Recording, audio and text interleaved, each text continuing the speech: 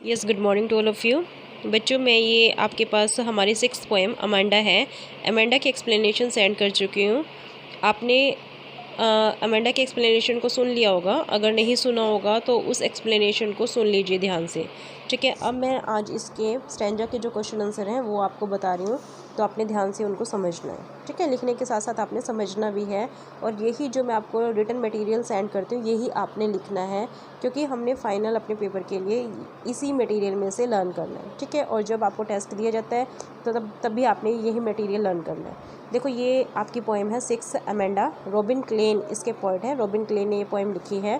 हमने इसमें पोएम में पढ़ा था कि अमांडा जो है एक लड़की है, और वो लड़की जो है वो उसको इंस्ट्रक्ट किया जाता है। उसकी जो मदर है या उसके फादर जो है उसे टाइम टू टाइम इंस्ट्रक्शन देते रहते हैं, लेकिन वो लड़की जो है वो इस तरह की इंस्ट्रक्शन से काफ़ी तंग आ चुकी है, इसलिए वो इग्नोर करती है। तो ये आपने फर्स्ट स्टैंजा किया था, don't bite your nails Amanda. Amanda को कहा जा रहा है कि अपने नेल्स बाइट मत करो।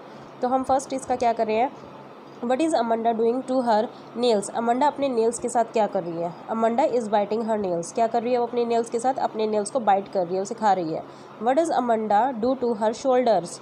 अमांडा अपने शोल्डर्स के साथ क्या कर रही है, अपने कंधों को कैसे कर रही है। अमांडा हॉन्चेस हर शोल्डर्स। अमांडा क्या कर रही है, झुक कर बैठी है, अपने कंधों को झुका कर बैठी है। जैसे कई बच्चों की आदत होती है कि झुक कर बैठते हैं, तो अमांडा की भी आदत क्या है कि वो अपने कंधों को झुका कर बैठती है। How should Amanda sit. Amanda को कैसे बैठना चाहिए। Amanda should sit straight. कैसे बैठना चाहिए, उसे स्ट्रेट बैठना चाहिए। हम सबको कैसे बैठना चाहिए, स्ट्रेट, क्योंकि अगर हम झुक कर बैठते हैं तो हमें वही हैबिट हो जाती है। Who do you think speaks these lines.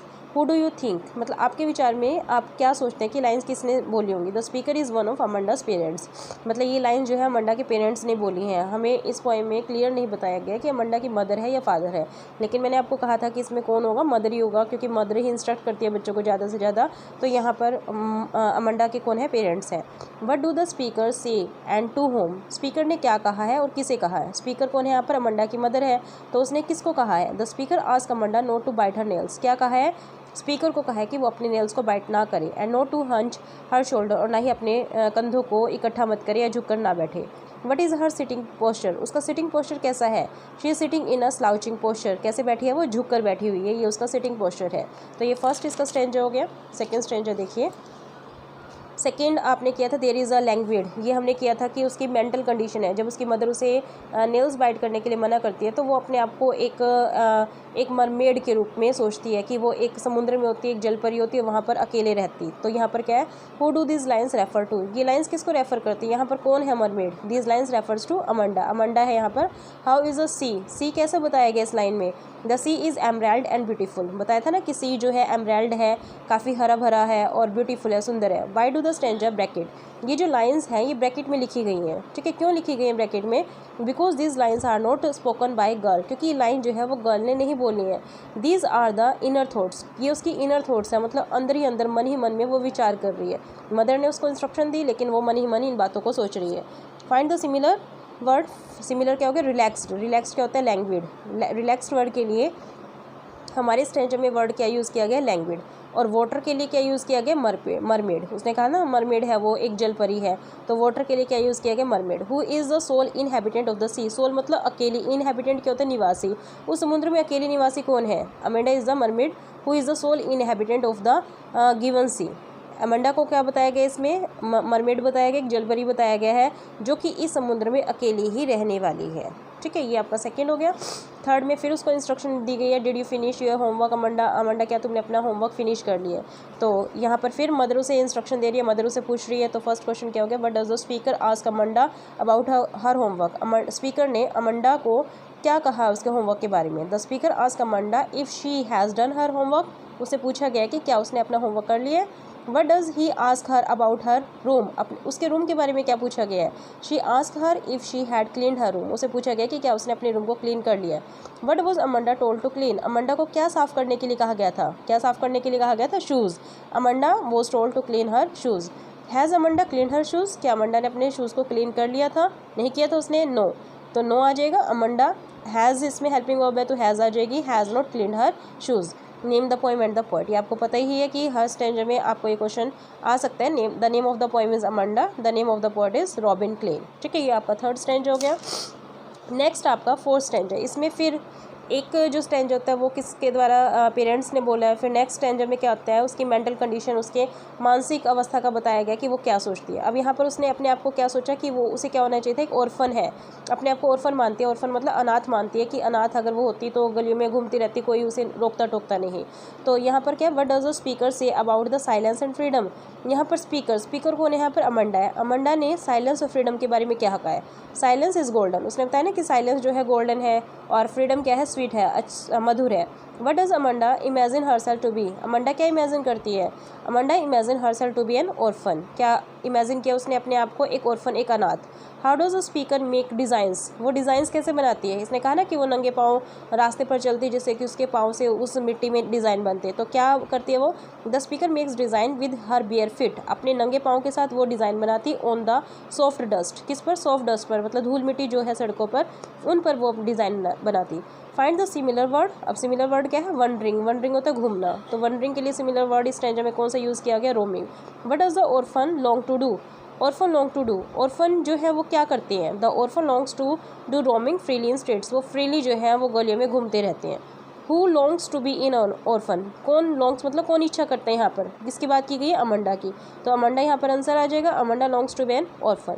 Who does I refer to in this stanza. इस स्टैंजा में आई कौन है, कौन है यहाँ पर, Amanda. I refers to Amanda in this stanza. ठीक है, ये आपका फोर्थ हो गया। नेक्स्ट है, फिर मदर उसको इंस्ट्रक्ट करती है, क्या कहती है, don't eat that chocolate Amanda. इस स्टैंजा में क्या था कि चॉकलेट खाने के लिए उसे मना किया जाता है क्योंकि उसके फेस पर काफ़ी ज़्यादा मुहासे निकल चुके हैं।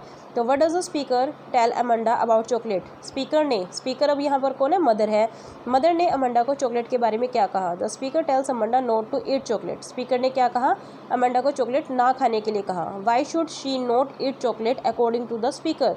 स्पीकर के अकॉर्डिंग उसे चॉकलेट क्यों नहीं खानी चाहिए। She should not eat chocolate as it causes acne, क्योंकि इससे क्या हो जाता है, एक्ने मतलब मुहासे हो जाते हैं।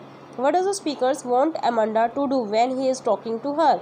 जब स्पीकर अमंडा से बात करते हैं तो अमंडा का क्या रिएक्शन होता है, मतलब वो क्या करती है। द स्पीकर वांट्स अमंडा, या फिर वो स्पीकर जो है अमंडा से क्या चाहते हैं कि अमंडा क्या करे। ठीक है, इसमें स्टैंजा में आया था कि वो मदर क्या कहते हैं कि जब मैं तुमसे बात करूं तो तुम मेरी तरफ देखो। तो यहाँ पर the speaker wants Amanda should look at her when she is addressing her.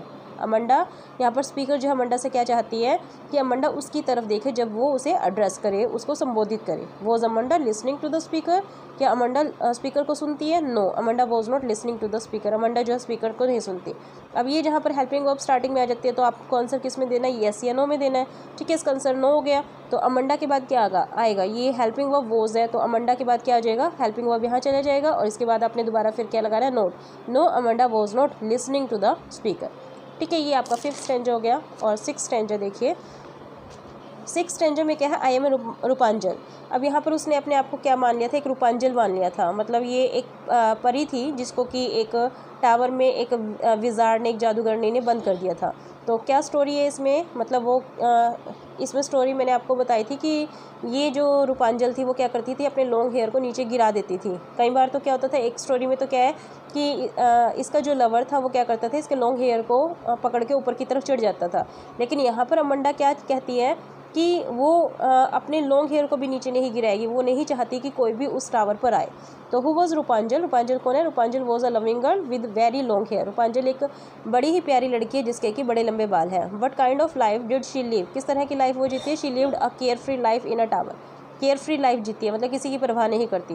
What did she do with her bright hair, what did she do, अपने ब्राइट हेयर के साथ वो क्या करती है, Rapunzel let her hair down, Rapunzel अपने बालों को नीचे गिरा देती है, फ्रॉम द कासल, उस कासल से। Her lovers climbed up to the tower, वो उसका लवर जो है वो क्या करता है, उस टावर पर चढ़ जाता है।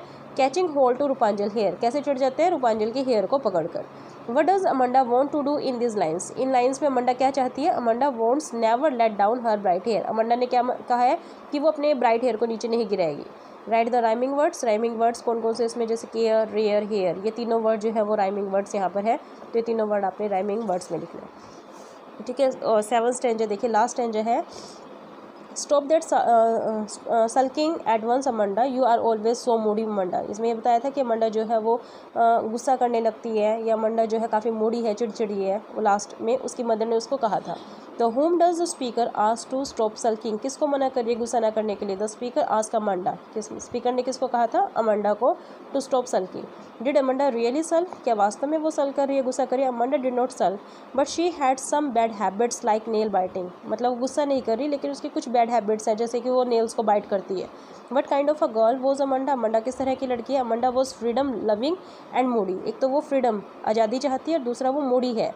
What does the speaker fear people will think about him, speaker को क्या डर है कि लोग जो है वो उसके बारे में क्या सोचेंगे? The speaker fears that people will think that she nags Amanda, last में मदर ने कहा था कि जब लोग देखेंगे तो वो यही सोचेंगे कि मैं तुम्हें हमेशा डांटती रहती हूँ, तो इस चीज़ का डर था कि लोग ये ऐसा देखकर यही सोचेंगे कि मैं तुम्हें डांटती रहती हूँ, इस बात का स्पीकर को डर था। तो ये आपके 7 स्टैंजा हो गई। ये 7 स्टैंजा जो है इस पोएम के, इनको ध्यान से सुनना है और फिर आपने इस स्टैंजा को अपनी नोटबुक में लिखना है।